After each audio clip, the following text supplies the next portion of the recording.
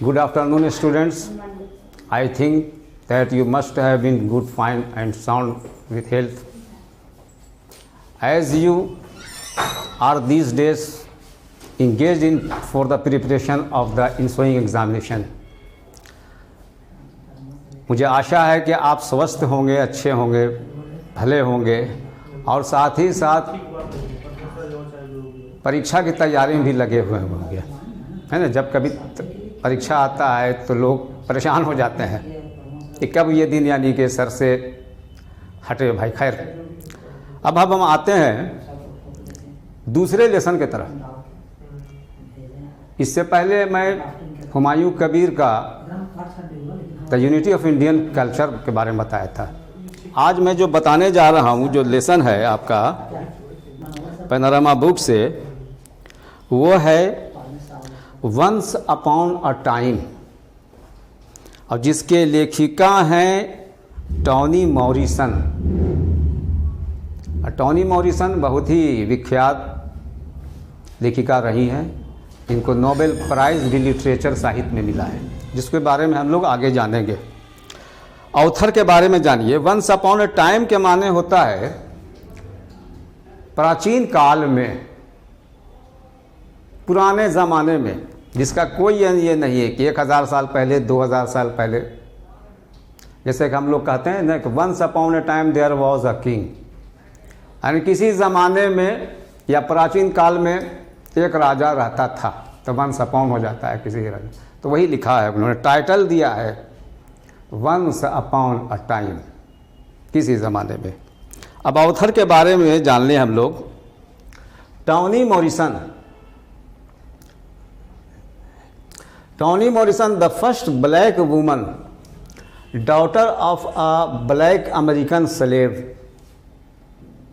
यानी बताता है कि टॉनी मॉरिसन वो पहली ब्लैक वुमन, मतलब है कि वो नेगरों से संबंध रखती थी, यानी काले, जिसको हबशी भी कहते हैं, जिसको श्वेत भी कहते हैं, और है ना। तो वो मतलब काली थी, black woman, daughter of A black American slave, और बेटी थी किसकी? वही काले अमेरिकन स्लेव। स्लेव कहते हैं दास को, गुलाम को, यानी दास थे उन लोग। अमेरिका में वो सब दास थे, जिसको इब्राहिम लिंकन ने उसको उन्मूलन किया। वो सब एक नया यानी क्या शोध करके वहाँ यानी के कानून में बनाया ये सब। खैर, तो तब से उन लोग को आज़ादी मिली। तो वो स्लेव यानी के दासी यानी कि ये थे, मतलब गुलाम, ब्लैक अमेरिकन, बॉर्न इन 1931, और इनका जन्म 1931 ईस्वी में हुआ, एंड डाइड इन 2019, और 2019 में उनका देहांत हुआ। इससे संबंधित ही प्रश्न आ जाते हैं कि व्हेन शी वाज डाइड, है ना। जैसे तो आपको लिखना होगा, इसको जान ले, याद कर लेंगे। वर्क्स उनके, यानी कि क्या क्या काम उन्होंने किस क्षेत्र में क्या क्या किया, उसके बारे में। Her 7th and most recent novel, her आया टॉनी मॉरिसन के लिए, चूँकि वो महिला है इसलिए हर आ गया, है ना, प्रोनाउन में। तो हर 7th and most recent novel, यानी उनका 7वां एंड मोस्ट रिसेंट, रिसेंट कहते हैं जो हाल में, यानी बहुत ज़माना नहीं हुआ, बहुत दिन बीता नहीं, बहुत साल नहीं हुआ, रिसेंट हाल ही में उनका 7वां नावल, जिसका नाम है पैराडाइज, है ना। नाम है, टाइटल पैराडाइज मतलब स्वर्ग होता है, तो यहाँ पैराडाइज है उस बुक का नाम, समझे, उस नावल का नाम, उपन्यास का नाम। वॉज पब्लिश्ड अर्ली इन 1998, यानी 1998 में वो प्रकाशित हुआ, मतलब है पब्लिक में आया, समझे, बाज़ार में आया वो नावल पैराडाइज। अब आइए अवार्ड्स में, क्या क्या पुरस्कार उनको मिला अवार्ड्स में। नोबेल प्राइज़ याद रखिए 1993 में इन लिटरेचर, यानी साहित्य में उनको नोबेल प्राइज़ मिला। पुलिट्ज़र प्राइज़ फॉर फिक्शन, पुलिट्ज़र प्राइज़ था, है ना, नाम है उस, वो मिला पुलिट्ज़र प्राइज़ फॉर फिक्शन, यानी उपन्यास उन्होंने लिखा, नावल, समझे ना, उसके लिए उनको मिला। अच्छा भाई, यानी एक नोबेल प्राइज़ मिला और फिर पुलिट्ज़र प्राइज़ भी मिला फिक्शन के लिए। अब आइए दूसरा है, in this story the old woman was blind but vice. हम जो कहानी अभी पढ़ेंगे वंस अपॉन अ टाइम, तो उसमें बताया गया है और केंद्रित है जो मेन चीज़ें, वो क्या है? In this story the old woman was blind, वो यानी कि बूढ़ी औरत थी, समझिए ना, ओल्ड वुमन बूढ़ी औरत, वॉज ब्लाइंड अंधी थी, बट वाइस लेकिन बहुत बुद्धिमान थी, बहुत अक्लमंद थी तो अंधी मगर बहुत अक्लमंद थी, समझ गया, vice. Her reputation for wisdom, reputation कहते हैं ख्याति, शोहरत, समझे ना, जो उनको वो मशहूर थी, रिपुटेशन जो बना हुआ था उनके प्रतिष्ठा, ये सब वो किस लिए थी? फॉर विजडम यानी बुद्धिमत्ता के लिए, बहुत अक्लमंद थी, समझ गए, कोई मूर्ख नहीं थी, बहुत तेज थी, बहुत ज़हीन थी, समझिए ना, बुद्धिमत्ता बहुत था, बुद्धि बहुत था, उसके लिए वो विख्यात थी। इज़ यूनिक, बड़ा यूनिक, अद्भुत था, यानी अनुपम था, समझे ना, बहुत ही कम ही लोगों को होता वैसा था। एंड अनक्वेश्चन्ड, अनक्वेश्चन माने जिस पर प्रश्न नहीं उठाया जा सकता है, यानी सभी लोग, अधिकतर लोग सहमत थे, अधिकतर लोग समझिए उनसे सहमत थे कि हाँ भाई बहुत अक्लमंद है, बहुत तेज है, समझिए ना। अब आइए, सम यंग पीपुल विजिटेड हर, सम यंग पीपुल, कुछ युवा जो है उनके पास आए, विजिटेड माने आए उनसे, her to test her intelligence, उनकी बुद्धिमत्ता को, समझे न, कितना यानी कि बुद्धिमत्ता, बुद्धि रखती है, अक्लमंद है भाई, इसको जानने के लिए वो सब कुछ युवा आए उनके पास, जो नौजवान थे, समझे, युवा थे, वो सब आए थे। अब हम आगे पढ़ेंगे, मेन पॉइंट हो गया। अब आइए इसकी समरी हम लोग जान ले, भली बात ही, समझे ना, वो क्या है भाई? In her speech once upon a time Toni Morrison presents effect of language, यानी मेन उद्देश्य उनका जो है टोनी मॉरिसन का, वो लैंग्वेज के बारे में बताना चाहिए। लैंग्वेज कहते हैं भाषा को, कि भाषा का कितना प्रभाव होता है, कितना असर होता है कि मत कहिए, भाषा में बहुत शक्ति होती है, समझ गए। अगर बहुत अच्छे यानी कि भाषण देने वाले हैं तो वो एक इनकलाब पैदा कर सकता है, क्रांति पैदा कर सकता है, समझ गए ना। इतिहास में बहुत से यानी कि ऐसी मिलती हैं कि कितनी ताकत होती है। जैसे कि जूलियस सीजर आप पढ़िएगा तो मार्क एंटनी जिस तरह से वो भाषण देता है, मत कहिए, उलट फेर कर देता है, ब्रूटस से सब फेल हो जाता है, समझ गए। नेपोलियन भी स्पीच भी देता था उसी तरह से, समझ गए। तो स्पीच भाषा में बहुत ये है। तो वही कहता कि क्या भाषा का प्रभाव, असर, इफेक्ट होता है, उसके बारे में वो बताती हैं, समझे ना। In her speech once upon a time Toni Morrison presents effect of language, language भाषा का जो असर होता है, प्रभाव, उसके बारे में बताती हैं। She introduces the character of such a lady, वो इसमें बताती हैं कैरेक्टर, एक आचरण ऑफ सच अ लेडी, यानी ऐसी एक लेडी, महिला का who belong to a backward, जो बहुत एकदम दमित है, बैकवर्ड है, पिछड़े जाति की है, वो औरत महिला है। स्लेव, ब्लैक कम्युनिटी, यानी कि वो दासी है, समझ गए, गुलाम है वो। और ब्लैक कम्युनिटी यानी काले समुदाय से, यानी कि नेगरो जो होते हैं हबशी, समझे ना, तो उससे संबंधित है ये बातें। She was old and blind, और वो दुर्भाग्य से ब्लाइंड है, अंधी है, बट वाइस, लेकिन वो अक्लमंद है, समझे ना। उस लेडी को यानी कैरेक्टर बना के उन्होंने प्रस्तुत किया है, समझ गए। वो आगे पढ़ेंगे कि क्यों किया है ऐसा, समझे। अब प्रस्तुत किया है टोनी मॉरिसन ने, blind but wise. She lived in a lonely place outside the town, lonely कहते हैं सुनसान एकदम, यहीं पर कहाँ पर कोई भी नहीं हो, लोनली, अकेला, डेजर्टेड प्लेस जिसको कहते हैं। तो she was she lived in a lonely place, वो एक सुनसान जगह पर रहती थी, आउटसाइड द टाउन, जो शहर से बाहर था, समझ गए, शहर से बाहर था, आउटस्कर्ट जिसको कहते हैं, यानी कुछ देहाती क्षेत्र जैसे हो जाता है शहर से कुछ बाहर, तो वहाँ पर वो रहती थी। अब भाई अकेले रहती थी।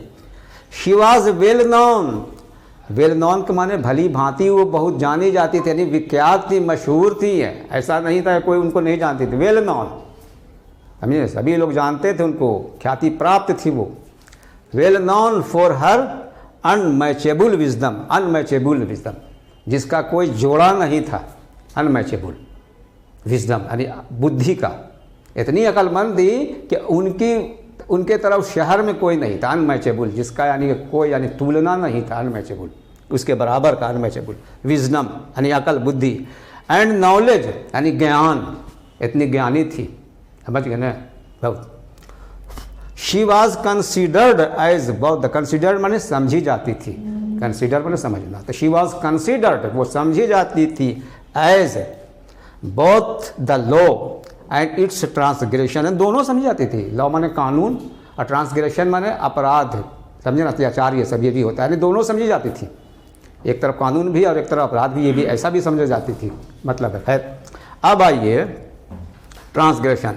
She was honoured everywhere, honoured माने सम्मान दी जाती थी। शी वॉज ऑनर्ड एवरीवेयर, प्रत्येक जगह, हर जगह पर उनका सम्मान होता था, समझ गए, उनका honoured everywhere. And taken as an awful lady, taken as an awful lady, बड़ा भय पैदा करने वाली महिला समझी जाती थी, यानी इतना रूप दबदबा था उनका, ऑफुल, समझ गए, lady. Though some people were envious of her, envious के माने क्या होता है, ईर्ष्या करने वाला, जलने वाला होता है ना। कुछ लोग ख्याति प्राप्त हो जाते हैं तो बहुत से तो उसके दोस्त होते हैं, शुभ चिंतक होते हैं, दोस्त होते हैं, मगर उसी के साथ ही साथ कुछ ईर्ष्या करने वाले भी होते हैं कि कैसे ये इतना तरक्की उन्नति कर गया भाई, इतना नाम हो रहा है। ऐसे भी बहुत होते हैं, हमेशा होता है सबके साथ है। तो इनके साथ भी वही हुआ कि कुछ लोग ऐसे थे जो एनवियस ऑफर थे, उससे यानी कि जलने वाले थे, जलते थे उनके ख्याति को देख करके, समझ गए ना, एनवियस का मान हो गया है ना, ईर्ष्या का। They wanted to disprove her, they wanted to disprove her clear voice, और वे ये चाहते थे कि डिस्प्रूव यानी कैसे इसका खंडन किया जाए। लोग इनको मानते हैं कि बड़ी बुद्धिमती है, बहुत तेज है, वाइज है, तो कैसे यानी कि हम क्या करें कि जिससे लोग इनकी बुद्धिमती का नाम ये कर देखना ना, बेकार सी बात है, इतनी अक्लमंद नहीं है, कैसे हम प्रूव करें, है ना, वो ये इसमें लगा रहता था। तो सम, हाँ, दे वांटेड टू डिस्प्रूव हर, जो चाहते थे कि उनको हम डिस्प्रूव कर दें, मतलब है, समझे ना, खंडन कर दें, बता दें ये आपको। हर क्लियर वॉइस, क्लियर वॉइस कहते हैं मतलब है जो भविष्य के बारे में बतावे, आगे क्या होने वाला है उसके बारे में बताए। क्लियर वॉइस कि ये जो बताती है ऐसा होने वाला है, ऐसा होने वाला है, कैसे इसको डिस्प्रूव करें हम और लोगों को हम बतावें हम कि नहीं ये सब बेकार सी बात है, फालतू बात है, वो इतना अक्लमंद नहीं है, बुद्धि नहीं है। And show her up for fraud, और फिर हम ये साबित कर दें, फ्रॉड माने धोखा, फ्रॉड, FRAUD, फ्रॉड माने धोखा होगा। अब कैसे हम साबित करें लोगों में कि ये सब फ्रॉड है, ये सब यानी कि धोखा है लोगों को, ऐसी बात नहीं है। कुछ लोग इसमें लगे हुए थे, फ्रॉड। अच्छा भाई, the people came to her, तो लोग कुछ आए उनके पास, उस अंधी औरत के पास, एंड आस्क्ड अ क्वेश्चन, और फिर एक प्रश्न पूछा उनसे, उस बूढ़ी औरत से question. The answer to which roads are solely on her difference from them, लेकिन आंसर ऐसा था कि एकदम वो ये समझते हुए ऐसा क्वेश्चन करेंगे तो जवाब तो संभव है ही नहीं कि वो देगी हम, समझे ना, ऐसा प्रश्न करेंगे तो उसी तरह से था, एकदम ऐसा माइंड ये बना हुआ था। फ्रॉम देम यानी कि जो अलग हो, बिकॉज शी वॉज ब्लाइंड, चूंकि ये तो अंधी है, तो देखती तो नहीं है, तो ऐसा सवाल काहे नहीं रखा जाए कि जिससे ये उलझ के रह जाए। अच्छा भाई, अब क्या होता है, वन ऑफ देम आस्क्ड, एक उनमें से एक लड़के ने कहा, जो आए थे उनसे प्रश्न करने के लिए, उनसे एक ने पूछा कि I hold in my hand a bird, मैं अपने हाथ में एक, होल्ड माने पकड़ना, यानी मेरे हाथ में एक चिड़िया, नहीं कि मैंने एक चिड़िया को पकड़ रखा है, एक चिड़िया को पकड़ रखा है। Tell whether it is living और डेड। अब आप ये बताइए कि वेदर कि क्या इट इज लिविंग ये जीवित है और डेड या मरी हुई है, आप ये बताइए।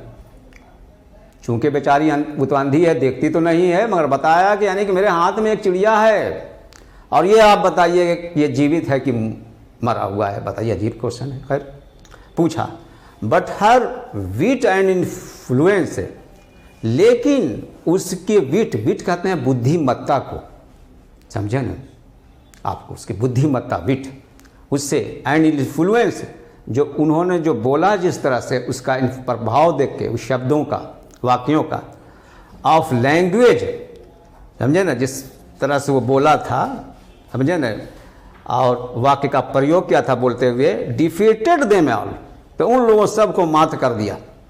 उससे समझ लीजिए, बोलने का अंदाज देख करके, बूढ़ी तो अंधी थी, देखती नहीं थी, मगर जिस तरह से वो बोल रहा था, वो आदमी सब जो आए थे उनको जांचने के लिए, तो उसके यानी कि वाक्य से सुन कर करके उन्होंने जवाब दिया, उन लोग को सबको डिफीट कर दिया, मात कर दिया, हरा दिया, यानी सही बता दिया। अब आइए, the woman established, the woman established, establish माने कायम रखना, स्थापित करना। The woman establish the influence of language, इस तरह से लैंग्वेज का, भाषा का क्या प्रभाव होता है उसने साबित कर दिया उस भाषा से, हमें वाक्य से, अपने ये से इस्टेब्लिश एक स्थापित कर दिया। शी डिस्क्लोज्ड, डिस्क्लोज माने उजागर कर देना, भेद को खोल देना, डिस्क्लोज। और उसने साफ साफ बता दिया द इफेक्ट ऑफ लैंग्वेज, कि लैंग्वेज, भाषा का क्या असर पड़ता है। उन लोग भी मात खा गए, मान लिया कि तो सही किया भाई, तो वही कहा कि इसकी असर है लैंग्वेज का, जिस तरह से तुमने बोला, बताया था, इसी की वजह से हम पहचान लिया। शी सेड फाइनली, और अंत में उसने, फाइनली मैंने अंत में, लास्ट में कहा उसने, बूढ़ी औरत ने, कि दैट शी ट्रस्टेड देम, कि उनको यकीन था, ट्रस्टेड यानी यकीन था, कि विद द बर्ड, चिड़िया से, कि that was not in their hands, कि उनके हाथ में ये चिड़िया नहीं है, समझ गए, in their hands, because they had truly cot that, जिसको उसने सही में पकड़ा था, ऐसा नहीं था। इट मीन्स, इसका मतलब ये हुआ, अर्थ कि the problem of their understanding was solve, इस तरह से उनका यानी कि जो प्रॉब्लम था, समस्या समझने का था, वो सॉल्व हो गया, साबित हो गया। इट वाज रिवील्ड दैट, और इस चीज़ को रिवील्ड माने प्रकट कर दिया, साफ कर दिया, that the bird was a language. अब इससे क्या मैंने बताया कि बर्ड जो था वो बर्ड नहीं हकीकत में, वास्तव में, बल्कि वो लैंग्वेज है, भाषा। And the woman was a practised writer, और वुमन जो थी, वो बंदी औरत, वो प्रैक्टिस्ड राइटर थी, एकदम माहिर राइटर, प्रैक्टिस्ड मंझी हुई राइटर थी। लैंग्वेज अलाउन कैन टेल, और भाषा ही सिर्फ केवल, अलाउन कैन टेल यानी कि सिर्फ केवल बता सकता है भाषा, कि how to see without pictures, कि कैसे आप बिना पिक्चर के, हाउ टू सी कैसे देख सकते हैं, विदाउट पिक्चर, बिना पिक्चर के, पिक्चर तो सामने नहीं मगर फिर भी देख रहे हैं कैसे, वो लैंग्वेज ही है, भाषा ही। Language alone can protect us from scariness, और ये भाषा ही है जिसको केवल बचा सकता है, लैंग्वेज अलाउन यानी केवल भाषा ही है, कैन प्रोटेक्ट अस, हमको बचा सकती है, फ्रॉम स्कैरीनेस ऑफ थिंग्स। स्कैरीनेस कहते हैं डर, भय, यानी किसी चीज़ के भय से, डर से हमको ये लैंग्वेज ही, भाषा ही बता सकती है। Thus the writer shows that language can cause a great change. इस तरह से राइटर, लेखक या लेखिका हमें ये बताती है, दर्शाती है, दिखलाती है कि ये भाषा ही है केवल सिर्फ, जो can cause a great change, एक बहुत बड़ा बदलाव, यानी क्रांति, रिवोल्यूशन ला सकती है भाषा। ऐसा है, भाषा में इतनी ताकत है, शक्ति है। आप जूलियस सीजर का पढ़िएगा तो मार्क एंटनी जिस तरह से भाषण देता है, पूरे शहर में इनकलाब पैदा कर देता है। इसी तरह से नेपोलियन जब भाषण देता था तो मत कहिए। तो भाषा का, भाषण देने वाले का यानी कि बहुत ही प्रभाव होता है। नेताजी सुभाष चंद्र बोस जी जब भाषण देते थे, उनकी पढ़िए, देखिए स्पीच को किस तरह से करते थे, तो भाषा में बहुत ही शक्ति। मीडिया वाले का देखिए, पर पेपर में जिस तरह से निकालता है, पढ़ते हैं, मत के क्या से क्या हो जाता है ना, तो वो सब चीज होता है। तो वही कहता है कि Thus the writer shows that language can cause a great change. यानी बहुत बड़ा बदलाव ला सकता है ये भाषा. It is language, ये भाषा ही है, which has described the plight of woman, जिसने वर्णित किया है कि the plight of woman. plight कहते हैं दुख को, पीड़ा को, समझे, उसके दुर्दशा को. The plight of woman यानी महिला समुदाय का, महिला का क्या क्या यानी कि दुख है, पीड़ा है, समझे ना. इस चीज को ये भाषा ही यानी कि बयान करता है, इसको वर्णन करता है. And the depressed class, depressed कहते हैं दबे कुचले, दमित लोग, डाउन ट्रॉडन जिसको कहते हैं, ग्रास रूट लेवल का ये. तो ये सब के बारे में भी बताता है. डिप्रेस्ड क्लास जो दमित वर्ग के लोग हैं, इसका कोई शक्ति सुविधा नहीं है, समझे ना, अनप्रिविलेज्ड जिसको कहते हैं. तो इसके बारे में ये भाषा ही बताता है इसको. अब आगे बच्चों देखिए, क्वेश्चन है जो बड़ा इंपॉर्टेंट है, आएगा इसमें से. तो अभी जो कुछ भी मैंने ये बताया है वो उसमें से तो क्वेश्चन का लड़ना ही है 100%. ऐसा नहीं है कि नहीं आएगा. जितना चीजें बताएं अब तक सब इंपॉर्टेंट है और उसमें से आपको 100% क्वेश्चन आएंगे. एंड आई थिंक और expect that whatever question will be asked in your coming examination, you must or will write in correct way. There is no doubt in this. हमको कोई शक नहीं है, संदेह नहीं. जब जितने पढ़ाए हैं उससे संबंधित जितने भी क्वेश्चन आएंगे, आप उसको आने वाले परीक्षा में जरूर उत्तर सही सही दे देंगे. अब इसको भी हम ध्यान रखें, इसमें से भी क्वेश्चन आएगा. Choose the correct alternative. सही सुनिए. Once upon a time has been written. Once upon a time यानी कि वो टाइटल है इसका, लिखा गया है किसके द्वारा, हैज बीन रिटन, वो लिखी गई है किसके, महादेव वर्मा नहीं होगा, जी टॉल्स्टॉय नहीं होगा, Toni Morrison, Walter de la Mare, Toni Morrison के द्वारा लिखा गया. हम जाने हैं, पढ़े हैं, ये हो गया. अब आइए, the old woman was blind, यानी बूढ़ी औरत तो अंधी थी, बट लेकिन डल, डल के माने मूर्ख, मंद बुद्धि का, इंटेलिजेंट, फूल, वाइज, क्या हो जाएगा, वाइज हो जाएगा, बुद्धिमान थी, वाइज अकलमंद थी. अब आइए, the old woman was the daughter of, यानी बूढ़ी औरत वो बेटी थी, किसकी बेटी थी, आपको व्हाइट अमेरिकन, गोरे अमेरिकन का, स्लेव यानी दासी उसका, या अमेरिकन सोल्जर, अमेरिकी सैनिक का, अफ्रीकन स्लेव हो जाएगा, यानी कि दासी का, यानी कि समझे ना. अब आइए, one of the young people choose the old woman as a, कहता है one of the young people, यानी एक नौजवान युवा जो है चुनता है, समझे, the old woman as a, वो उसको इस रूप में चुनता है, इस तरह से प्रोफेट के रूप में, राइटर के रूप में, पोएट के रूप में, प्रैक्टिस राइटर के रूप में. मतलब प्रैक्टिस राइटर, बहुत मंझी हुई लेखिका थी, बहुत प्रैक्टिस यानी बहुत विद्वान, मतलब लिखने में बहुत माहिर थी, प्रैक्टिस वुमन, समझे, राइटर के रूप में. अब आइए, लैंग्वेज अलॉन इज, यानी भाषा ही सिर्फ केवल मीन्स ऑफ नॉलेज है, साधन है नॉलेज का, समझे. मेडिटेशन, फाइन स्पोकन, क्या हो जाएगा, meditation. Language alone is meditation, यानी एकदम ध्यान लगाने वाला मेडिटेशन है, समर्पित, मतलब उसमें लगे हुए एकदम ध्यान मग्न, मेडिटेशन लैंग्वेज भी है. अब आइए, इससे संबंधित क्वेश्चन जो है, जो बड़ा इंपॉर्टेंट है, वो क्या है कि how was the old woman, यानी बूढ़ी औरत कैसी थी, बूढ़ी औरत.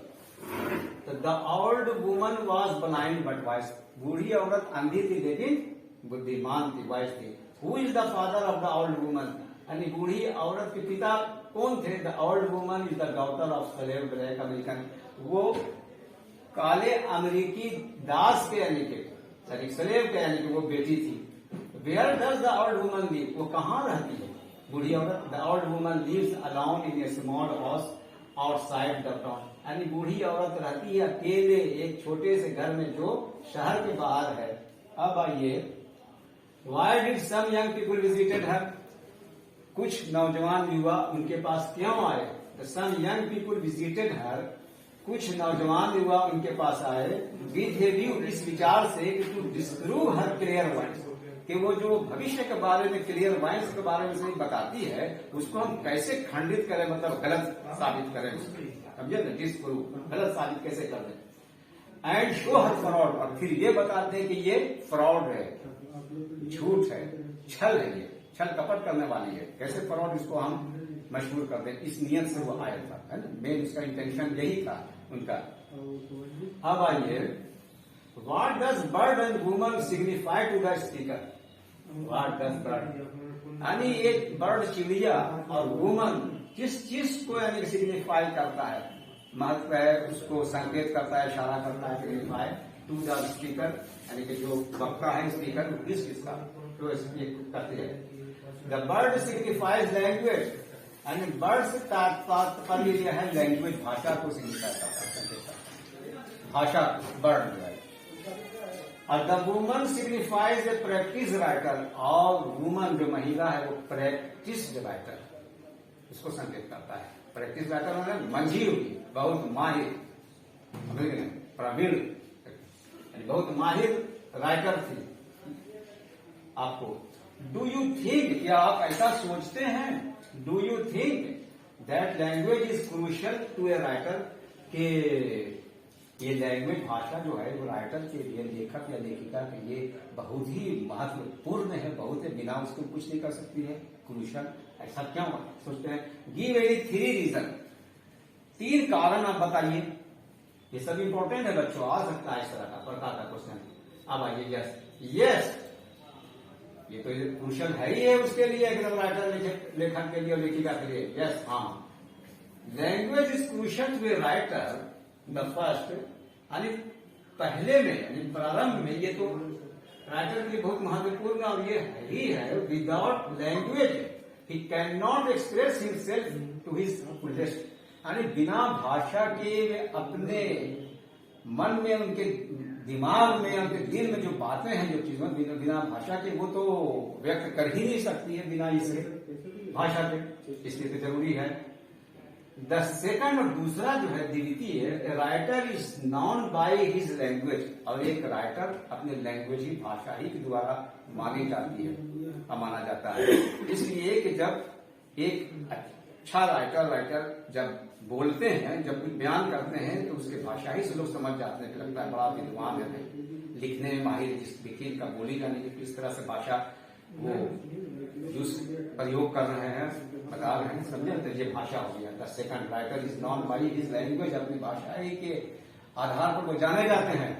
The third, the better the language is, कहता तीसरा क्या है, the third, the better the language is, the better the language is, जितना ही अच्छा भाषा होगा, और जितनी अच्छा भाषा होगी, लैंग्वेज इज यूज्ड, उसका प्रयोग होता है, the better the communication is there, उतना ही अच्छा कम्युनिकेशन होगा, यानी संपर्क होगा आपसे एक दूसरे से, जितना ही अच्छी प्रकार से यानी कि भाषा का प्रयोग किया जाएगा, उतना ही अच्छी प्रकार से लोग समझेंगे, कम्युनिकेट होगा एक दूसरे से, संपर्क, समझे ना, आपको सब लोग जानेंगे, समझे, कम्युनिकेट करता है, इसको बताता है, समझाता है क्या चीज है। हम लोग जैसे दूसरे देश में चले जाएं तो अपनी भाषा बोलेंगे, हिंदी तो समझ में नहीं करेगा, है ना। अब उसके भाषा हम जान नहीं रहे, तो अंग्रेजी ऐसा है कुछ मदद करता है। तमिलनाडु में चले जाइएगा तो वहां भी में तो वही कर रहा है कि ये भाषा ही सब के लिए बता, जितना अच्छी भाषा हो उतना ही ज्यादा अच्छा कम्युनिकेशन इसका होगा, समझे ना बच्चों। तो मतलब है आज जो मैंने जितनी बातें आपके सामने रखी हैं, whatever things regarding once upon a time I have put before you, and whatever question और answer I have already taught you, I think that you must have been understood. If you find any type of difficulty problem, then you can tell me through comment box. And whatever I taught you, you must go through the entire things again and again, because there is time you can prepare within this time. Thank you बच्चों, और इसी के साथ मैं धन्यवाद देता हूँ कि आप आज की बात को बहुत अनिवार्य रूप से जानते हैं, उसको जरूर उसका अध्ययन करेंगे और ज्यादा से ज्यादा शेयर करें, अपने दोस्तों में भी बताएं और देखें, समझे, आपके लिए सुरक्षित रहेगा, जब चाहे उसको देखें। ठीक है, थैंक यू, धन्यवाद।